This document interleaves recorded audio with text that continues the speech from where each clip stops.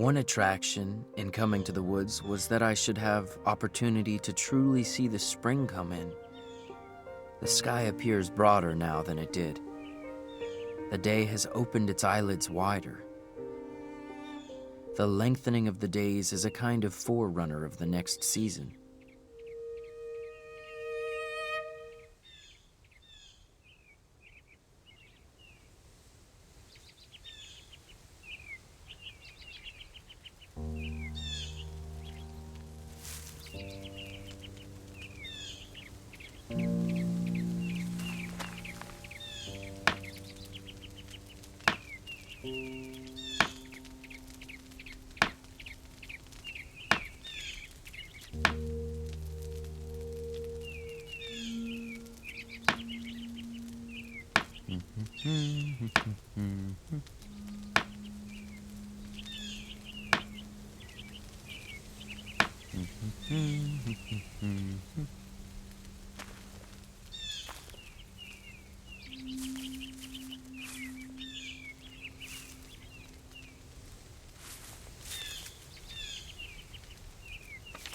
May 1846. Dear Henry, I hope that your work has gone well, that your experiment has been fruitful. The thaw has finally come, and with it my hope that you will return home, brother, as our John can never do. Your always loving, Sophia.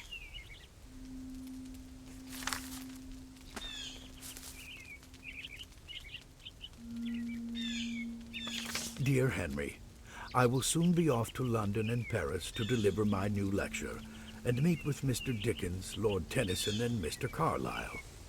There is quite the revolutionary climate in Paris these days, and Lydia wishes I would not go. But how can I sit idle when America faces our own impending struggles against tyranny? I think if you were to stay here full time with her and the children, her mind would be more at ease in my absence. What do you say? Will you leave your little cabin soon to become a sojourner in civilized life again? R.W.E.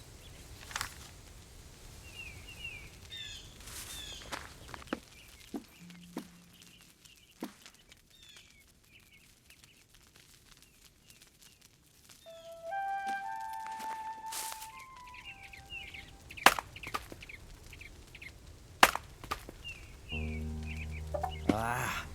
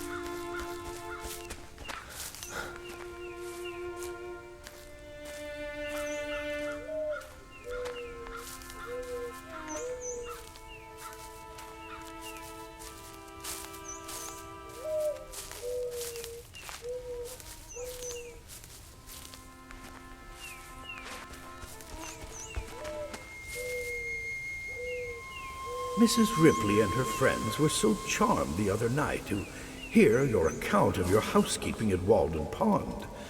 They loved the witty wisdom that ran through it. I dare say you have the makings of a popular piece there, if that is how you wish to write, of course. E.A. Dwaking, publisher. Dear Sir, Mr. Henry D. Thoreau of this town is working on a book which he wishes to publish. It is the account of his experiment in living in the woods of our Walden Pond. The book has many merits and may be his best work to date. It will be attractive to lovers of nature as well as scholars, and to all thoughtful persons for its originality and profoundness. Would you like to print this book in your American library? I am sending you a draft on behalf of the author. Yours respectfully, R. W. Emerson.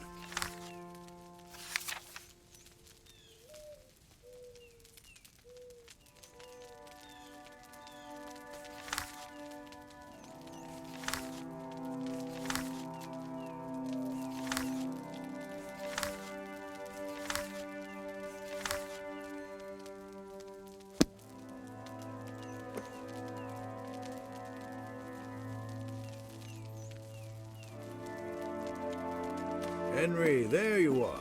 Good afternoon. Oh, you found my copy of Nature. Now I can get my work done on the new lecture. I wanted to look at that passage about going into solitude. I know you know much about this by now, so I hope that the passage might resonate with your experiment. You've been such a good friend to help me, Henry. But now you should get on with your own work. Leave off the huckleberry parties and get back to your time in the woods. You can always come back and use my library if you need inspiration. Farewell.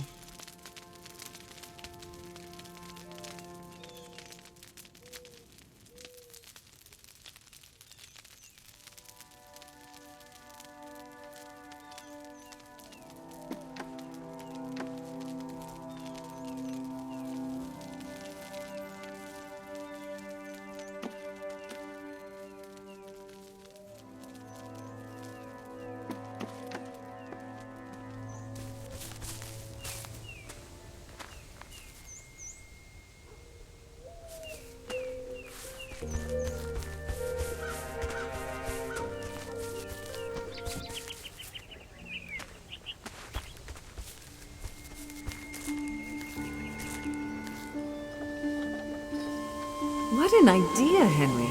A cabin in the woods? And you would live there alone, working and writing? About our woods and your experiment in living? A new kind of adventure. On life, I suppose. I see a thaw in you, Henry. Finally, a new dawn. It's a good plan.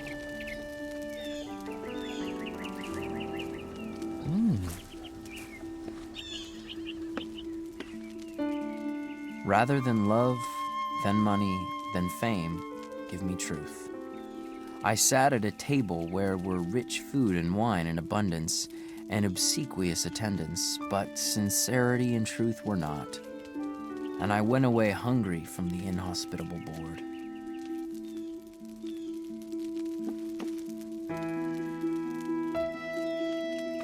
Dear Mr. Greeley, my brother, Henry Thoreau, has asked me to send you this manuscript of his first book.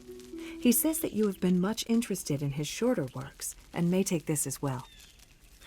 The book follows a boat trip taken with our late brother John on the Concord and Merrimack rivers and is a meditation on the cyclical nature of time, true friendship, and the understanding of death. I am certain you will find it worthy.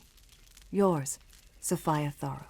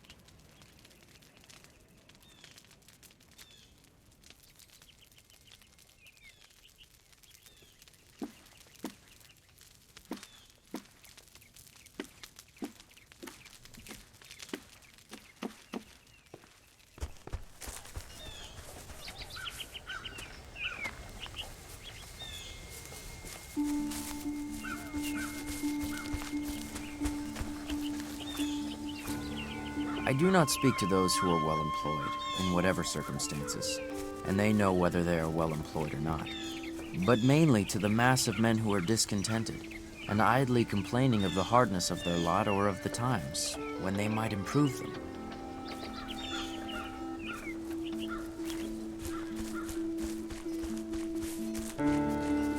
I see young men, my townsmen, whose misfortune it is to have inherited farms, houses, barns, cattle, and farming tools, for these are more easily acquired than got rid of. Better if they had been born in the open pasture and suckled by a wolf, that they might have seen with clearer eyes what field they were called to labor in. Superfluous wealth can buy superfluities only. Money is not required to buy one necessary of the soul.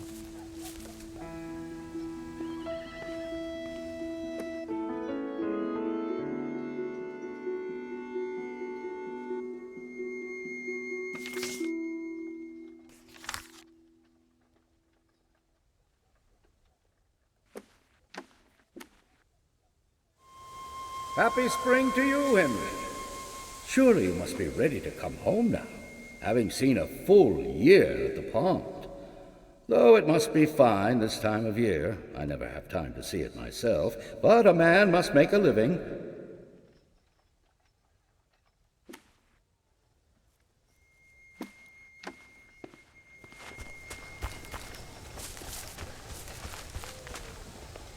Nature and human life are as various as our several constitutions. Who shall say what prospect life offers to another?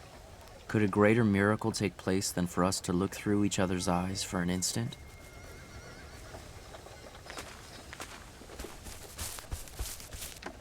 Hello, Henry. There is an incessant influx of novelty into the world, and yet we tolerate incredible dullness. Most of the luxuries and many of the so-called comforts of life are not only not indispensable, but positive hindrances to the elevation of mankind. It is never too late to give up our prejudices. No way of thinking or doing, however ancient, can be trusted without proof.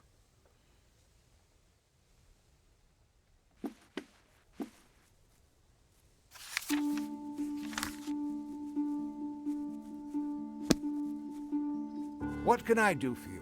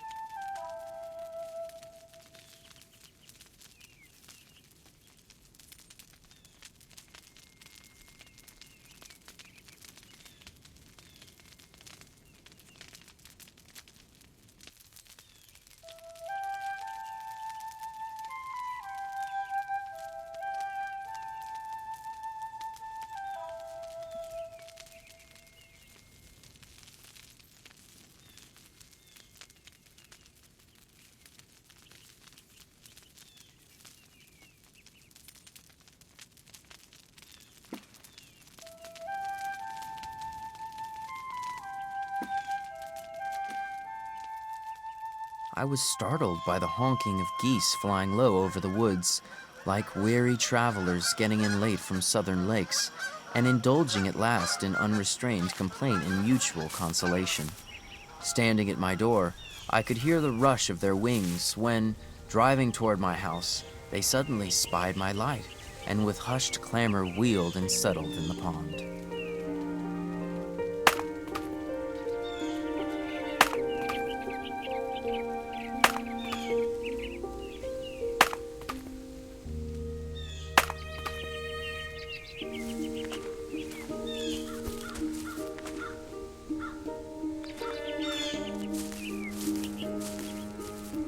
The light, which puts out our eyes, is darkness to us. Only that day dawns to which we are awake. There is more day to dawn. The sun is but a morning star.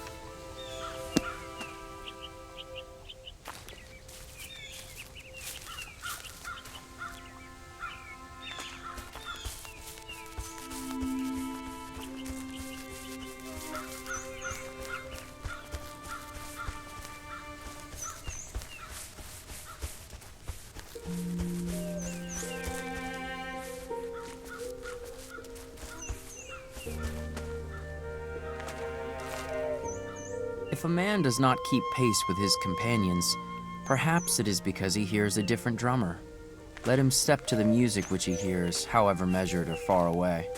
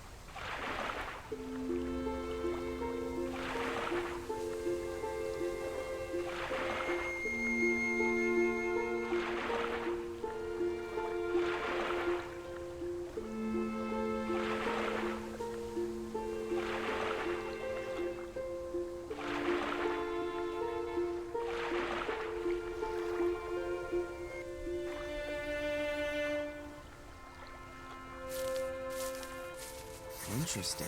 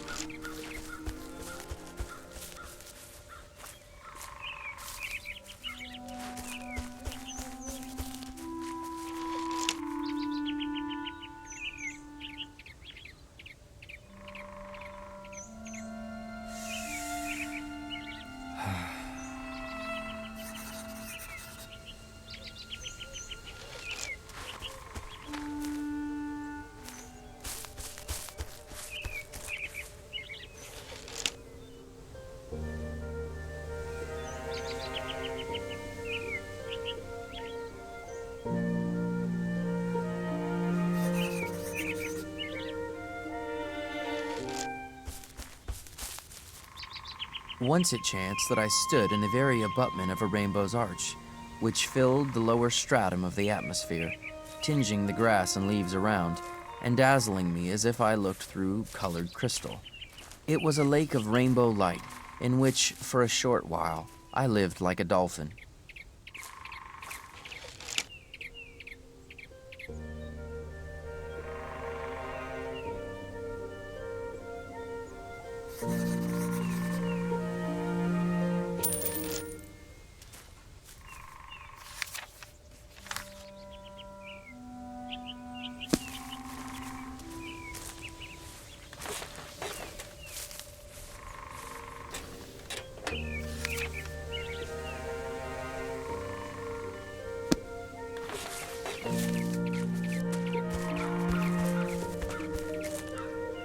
We need the tonic of wildness. At the same time that we are earnest to explore and learn all things, we require that all things be mysterious and unexplorable, that land and sea be infinitely wild, unsurveyed and unfathomed by us because unfathomable. We can never have enough of nature.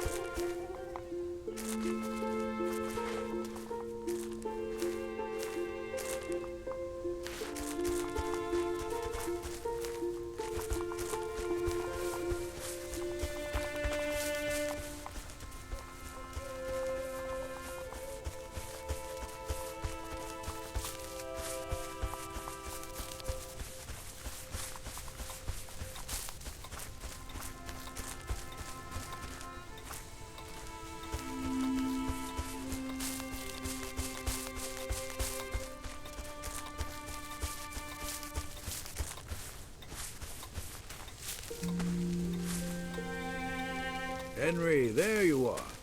Good evening.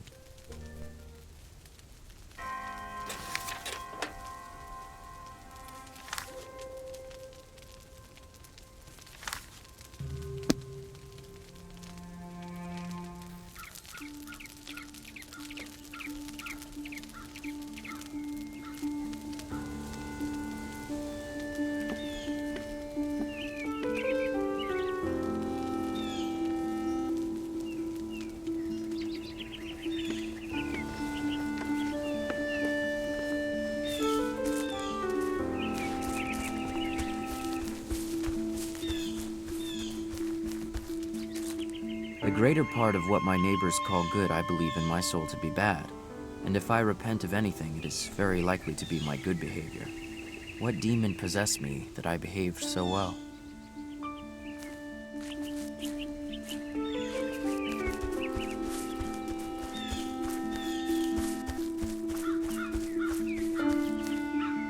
While civilization has been improving our houses, it has not equally improved the men who are to inhabit them.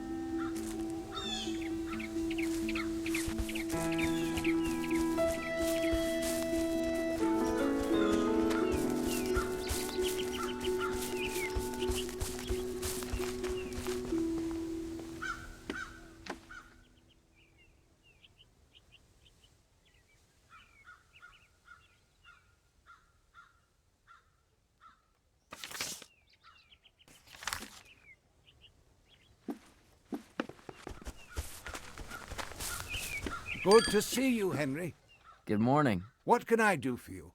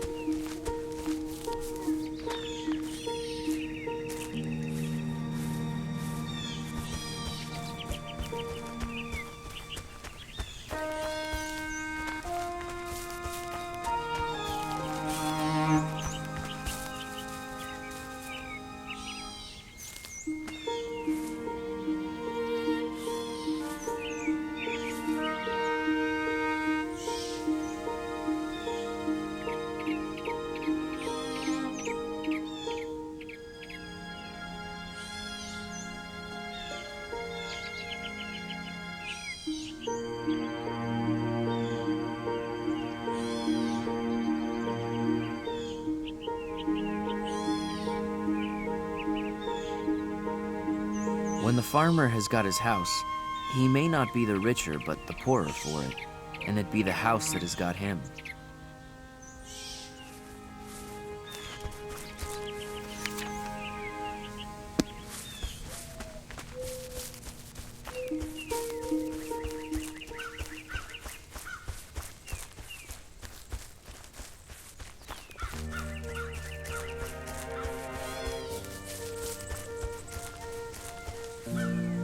What if all ponds were shallow? Would it not react on the minds of men? I am thankful that this pond was made deep and pure for a symbol. While men believe in the infinite, some ponds will be thought to be bottomless.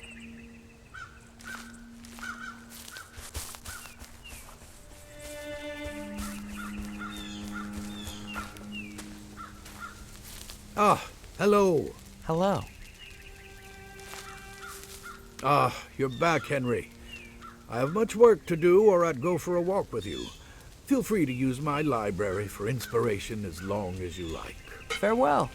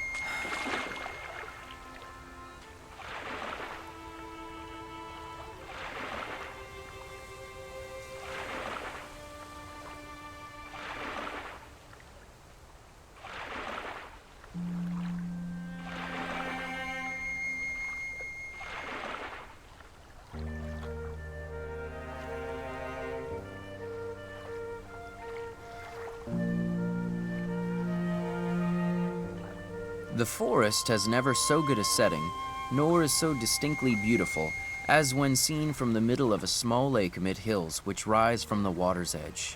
For the water in which it is reflected not only makes the best foreground in such a case, but, with its winding shore, the most natural and agreeable boundary to it.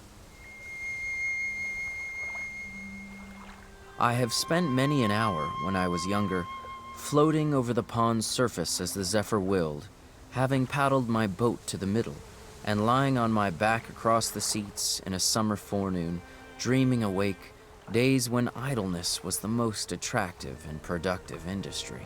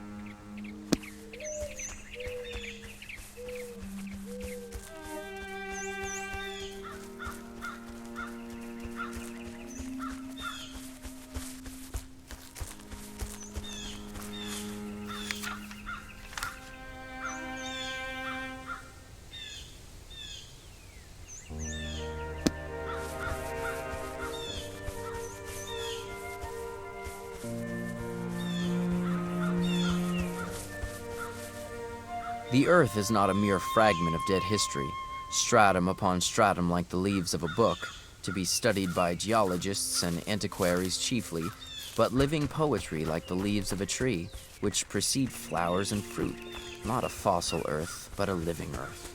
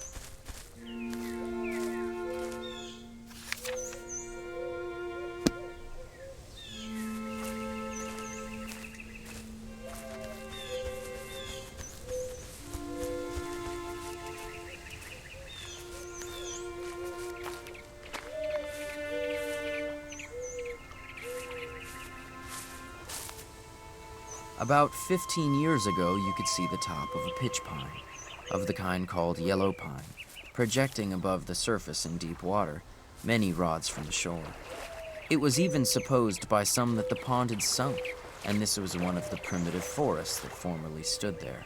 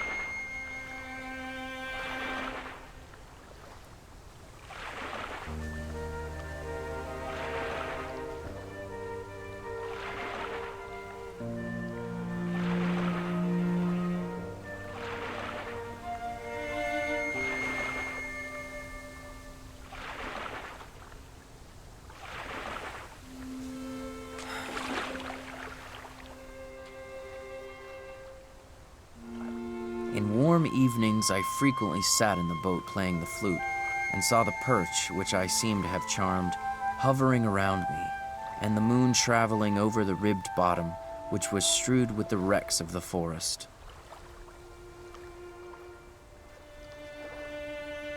Sometimes I spent the hours of midnight fishing from a boat by moonlight, serenaded by owls and foxes, and hearing, from time to time, the creaking note of some unknown bird close at hand.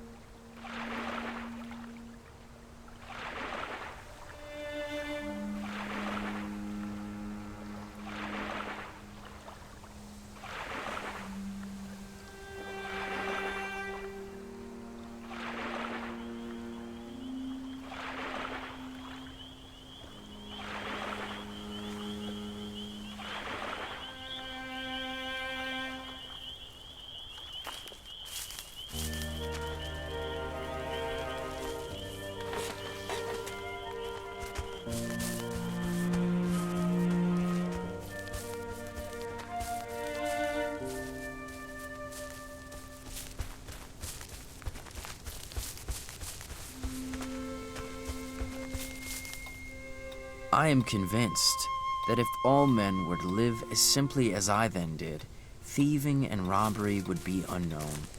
These take place only in communities where some have got more than is sufficient while others have not enough.